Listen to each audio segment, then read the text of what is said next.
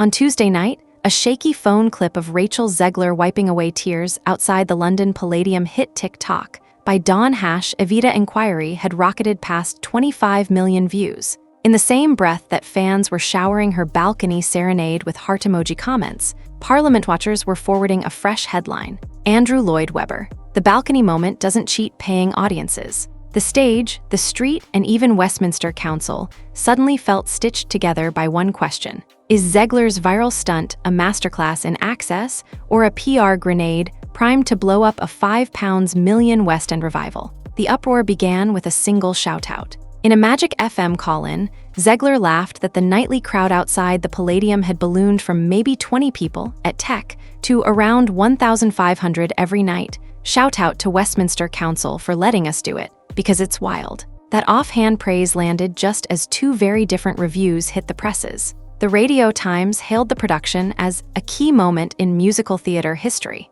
applauding Jamie Lloyd's decision to beam Don't Cry for Me Argentina onto LED screens inside, while Zegler belts from the stone balcony outside. The Times, by contrast, called her a blank-eyed heroine in a leather bra, blasting the rock concert staging for drowning out story, and crucially, hinting that ticket holders stuck indoors were paying £250 for a glorified watch party. The split reaction ignited a larger debate. Does the free, open-air thrill democratize theater or devalue a seat you had to mortgage a weekend trip for? Even The Guardian's rave admitted the balcony gambit shifts toward a rock concert aesthetic, leaving some viewers hungry for narrative heft. Overnight, the controversy slipped from arts pages to policy memos. Westminster Council fielded crowd control complaints. Meanwhile, Andrew Lloyd Webber issued a rare public defense, insisting the stunt doesn't cheat paying audiences, and hinting that modern musical theater must reach beyond the four walls or risk irrelevance.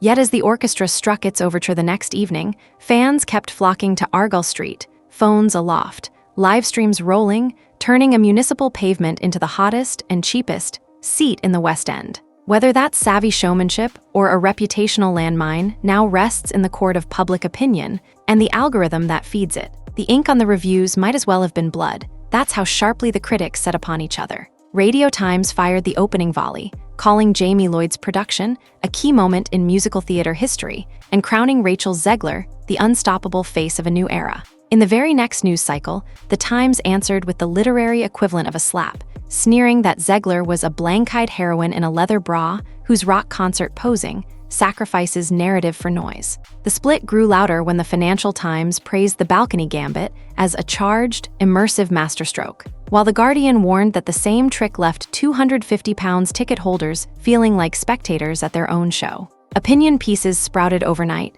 some hailing the stunt as populist genius that lets the street in on the magic, others calling it a TikTok gimmick that cheapens the art. On Stage Blog even dubbed the balcony symbolism in 4K, arguing Eva Peron's myth was always about image making, so why not literalize it above the smartphone glow? Each headline hardened the trenches.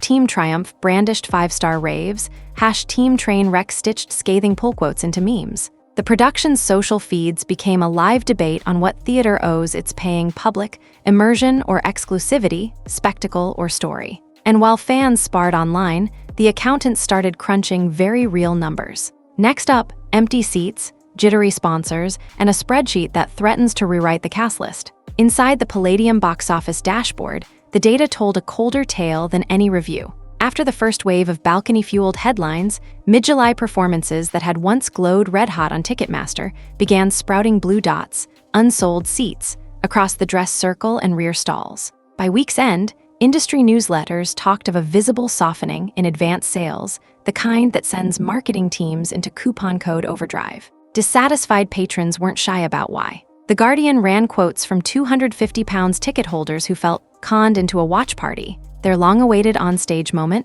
reduced to a balcony livestream. Even worse optics hit the tabloids when several fans fainted in a sticky London heatwave while camping on Argyle Street for the free Serenade, fuel for the New York Post, which blasted the show as woke hubris that forgets basic crowd safety. Brands sensed turbulence. According to chatter picked up by West End forums and trade emails, 2 secondary sponsors, one high street fashion label and a telecoms partner, paused digital ads until sentiment stabilizes. No public statement, just disappearing banner budgets and hurried calls with the show's PR reps. Meanwhile, fan forums captured Ticketmaster heat map screenshots and circulated them like weather warnings. Blue patches widening, buy late, prices will tumble. With every refund request and frozen promo slot, the production's break-even graphic bled a deeper shade of red. One producer, overheard between scenes, summed it up in 6 bleak words. If the cash dries up, so does the cast. And that's exactly why, as the lights go out each night,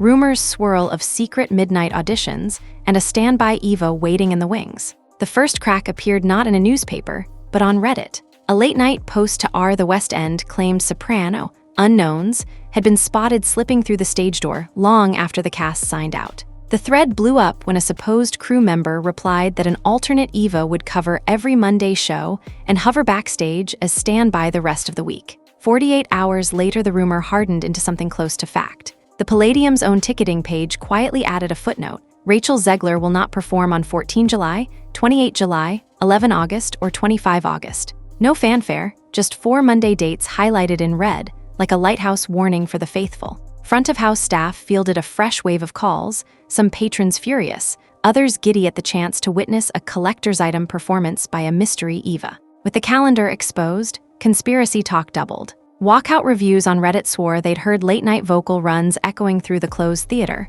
Full lights, full band, but nobody on the call sheet we knew. Screenshots of alleged cue sheets labeled Version B raced through TikTok, each update stoking the idea that producers had a switch-ready cast list if the Zegler saga tipped from tense to toxic. The kicker, Monday tickets, once the cheapest in the run, spiked on resale sites as thrill-seekers gambled on seeing the Evita's first beau. In a show now defined by balcony hype and algorithmic heat, even the understudy rumor became its own box office currency. Just as the Monday chatter peaked, a fresh headline threatened to derail the narrative altogether. Zegler in talks to play Maria von Trapp. Screen Rant ran with it, citing sources close to negotiations for an as-yet unannounced revival of The Sound of Music. Twitter lit up with hot takes, some crowing that Zegler was already plotting her London escape, others insisting the rumor proved Hollywood still banked on her star power. But on 2 July, Broadway World dropped the cold water follow-up. In a backstage interview, Zegler laughed off the chatter. "I'd love to twirl on an Austrian hilltop someday, but right now my whole heart in Buenos Aires." She called the Maria stories wishful thinking, nothing more. Fans parsed that denial like a papal decree. Team Loyalist hailed it as proof she planned to see Evita through the storm. Team Strategist read it as classic bargaining rhetoric, keep leverage high, options open. Industry bloggers noted the subtext. Broadway's subsidy model is kinder to celebrity baggage than Westminster, meaning a swift transatlantic pivot remains a tantalizing plan C. Either way, the rumor underscored a brutal truth of pandemic-era fame. One viral storyline is hardly over before the next begins. Even as Zegler fights to keep her name above the Palladium marquee, a different marquee, half a world away, beckons with new headlines, new hashtags, and another chance to rewrite the narrative. Up next, Westminster audits, balcony crowds, and whether a West End gamble morphs into a Broadway escape hatch. Behind closed doors, producers have begun whispering about a third escape route, one that detours around Westminster entirely. 2 days after opening night, Broadway World's Rialto Chatter column reported that Jamie Lloyd's Evita, hot off its London launch, could hop the Atlantic as early as the 2026-27 season, with Rachel Zegler still in the title role. The piece pointed to private talks with Schubert executives and the availability of the Marquee Theatre next spring. Why the sudden eagerness? Follow the money. London's West End now enjoys permanent 40-45% production cost relief, a pandemic measure the UK Chancellor locked in last year, while Broadway's equivalent tops out at 25% and is slated to expire in September. Add to that a post-COVID audience gap. West End attendance is already back above 2019 levels, whereas Broadway is still 16.8% down and hungry for headline imports. In other words, a New York transfer could deliver fresh box office upside without the UK's political headwinds, if Zegler's brand doesn't torpedo the voyage first. Yet even Plan C has hazards. Broadway costs, union wages, marketing blitzes, 8 shows a week can swallow a transfer whole. One veteran producer, speaking off record to the stage, quipped, 45% relief in London? Over here we take 45 seconds of good press. If Zegler lands on 45th Street, still trailed by balcony memes and Westminster soundbites, the tax arithmetic might not save her. For now, the marquee lights in Times Square remain a tantalizing maybe, blinking in sync with a spreadsheet loaded with question marks. After 8 days of total radio silence, Zegler resurfaced on Magic FM, calling the balcony frenzy, wild, and bragging that nightly on-street crowds had ballooned from 20 on Tech Day to around 1,500. She thanked Westminster Council for the leeway, but offered no apology to the £250 patrons still watching her on a video screen. Within hours, Digital Spy's write-up vaulted across X, and the clip's comment section split like a fault line, half cheering her candor, half raging that she doubled down on the stunt.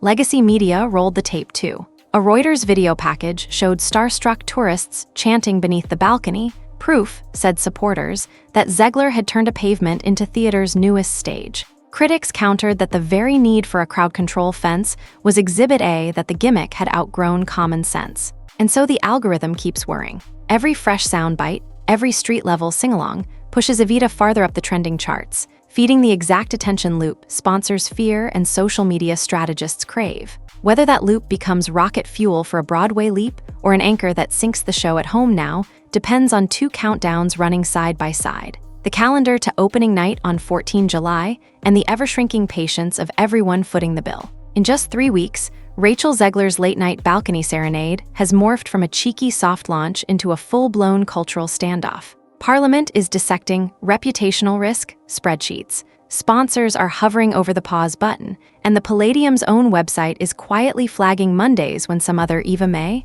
or may not, step into the light. Meanwhile, Broadway producers lurk in the wings with a transatlantic safety net, calculating whether London's backlash could translate into New York buzz or box office baggage. Everything now converges on 2 ticking clocks: July 14, opening night, and the Westminster audit that could tighten or sever the show's public funding lifeline. If the money holds, Zegler might cement a legend, the 24-year-old who tore down the fourth wall and rebuilt it on a London pavement. If a sponsor blinks or a committee balks, the star could find herself watching an understudy claim the crown while she pivots to the next marquee, perhaps one framed by Times Square lights instead of St. Martin's lanterns. Either way, the lesson is brutal and unmistakable. In the age of infinite scroll, a single unscripted moment can raise a performer higher than any overture or drop her through the trapdoor in a heartbeat. As the orchestra tunes for first preview, the only certainty is that the balcony's spotlight has become the most watched stage in the West End.